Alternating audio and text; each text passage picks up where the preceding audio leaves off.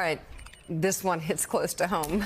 Each year, an estimated 1.3 million women in the U.S., typically those in their early 50s and many at the height of their careers, enter menopause. Yet it's a subject we don't talk nearly enough about, especially in the workplace. In fact, a new study found that most peri- and post-menopausal women believe menopause has negatively impacted their work life, yet only a small percentage believe their employers recognize the need for menopause-specific benefits and what exactly those would do in terms of retaining amazing talent. Here to explain, editor of Forbes Women, Maggie McGrath, the vice chair of Forbes and Know Your Values 3050 Summit, Huma Abedin. Great to have you both. Okay, this is so me. Let's talk about this. There's a Bank of America study that revealed a gap between how employers think about menopause and what employees actually want. What were the key takeaways? There's a huge disconnect here.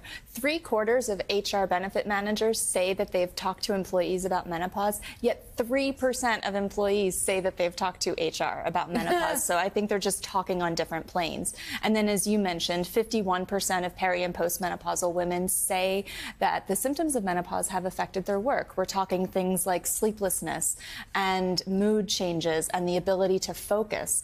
All of these symptoms can correlate to how you feel at work, and yet 14% of these women say that they don't think their employer recognizes the need for menopause benefits. That's amazing. This is so weird because there was another study that really talked about the cost of menopause as well, right? Yes. I saw that. I took huge issue with it. It said how much menopause cost the workplace? So the Mayo Clinic this spring found there was a $1.8 billion cost in lost time and working hours from women taking time off while they're experiencing menopause.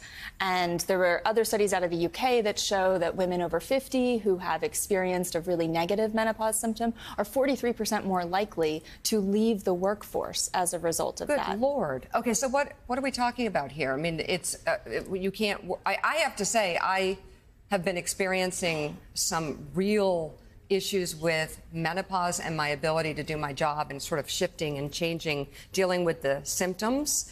But I don't think it would cause me to leave my job, but I would never imagine talking to HR about it. So explain to me, are there opportunities here, Huma? I think we're on the verge of great opportunity here. I think it's giving women the confidence to talk about what it is that they need. I mean, you take the trifecta of ageism, sexism, and menopause. I mean, women in their 40s and 50s, you know, the Gen Xers, led by, you know, frankly, women like Mika, Michelle Obama, and Oprah, saying this is what we need. This is what we need to support better kind of support in the workplace. And countries and leaders are already doing things about it. In the UK, there's already been a movement underway for the past several years where now there have been hearings in Parliament to show how to have menopause be something that's supported in the workplace, like one of the benefits you get, just like fertility and egg freezing is a benefit you get in the U.S. 1 out of 3 companies in the United Kingdom has a policy to support women who have symptoms with menopause. So were the symptoms that like women are overall, you know, showing that it's impacting their work? Symptoms of menopause. They're losing sleep. There is brain fog that can affect focus. There are mental health effects, right? More people are feeling like they might need to spend time with a therapist or in counseling.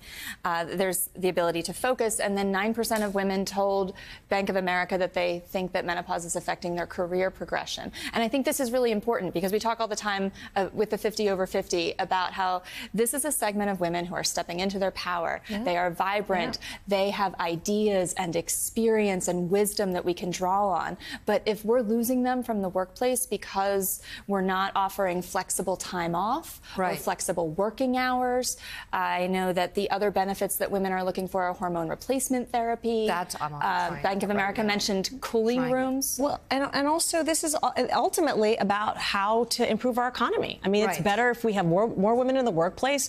We'll be more effective and we'll be a more successful capitalist economy. It works for everybody. There's an acceptance that can come with it. We accept that women need to take maternity leave. They need to deal with different things in their life, and we want to create a work environment in which, we can talk about these things. I'm sure Dan, who's producing this segment, is like, brain fog, that's Mika. I have been absolutely struggling with it.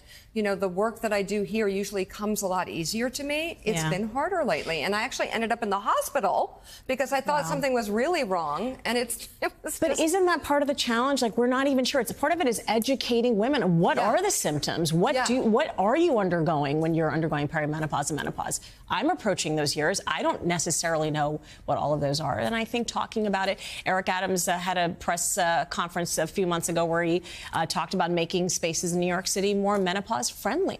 And I like that, Eric Adams. Me too. So just talking What does about a menopause-friendly space look like? Well, I think to the point that Maggie's making is saying, I'm not feeling up to it. Can I change my shift with somebody else? This uniform is too, hot flashes. Right.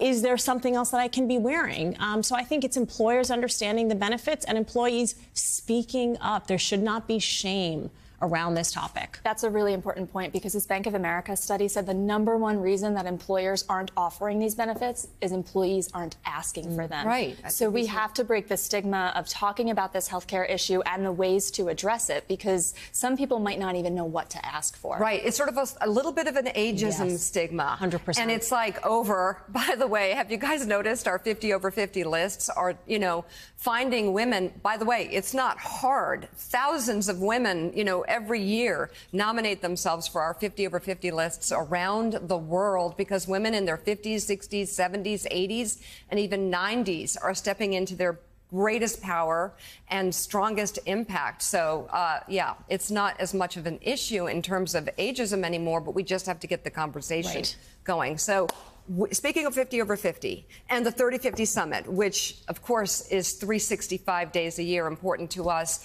we're close to announcing judges. Is it happening today? Because we have judges. We're going to be rolling out judges. Rolling out judges. What we're doing is we are taking the alumni of the past 2 years. The people of the community are helping to determine the next class of 50 over 50. So I'm going to announce 2 and Huma's going to announce 2, and then there'll be more to come. Okay. So we have 4 categories: investment, innovation, impact, and lifestyle. So for our investment list, I'm thrilled to say Patty Arviello, the co-founder of New American Funding, is going to be one of our judges. New American Funding is the largest Latina-owned mortgage company in the U.S., and she was on the list in 2022. She came to Abu Dhabi with us, so we're so excited to draw on her insight to find the next class of investment listees.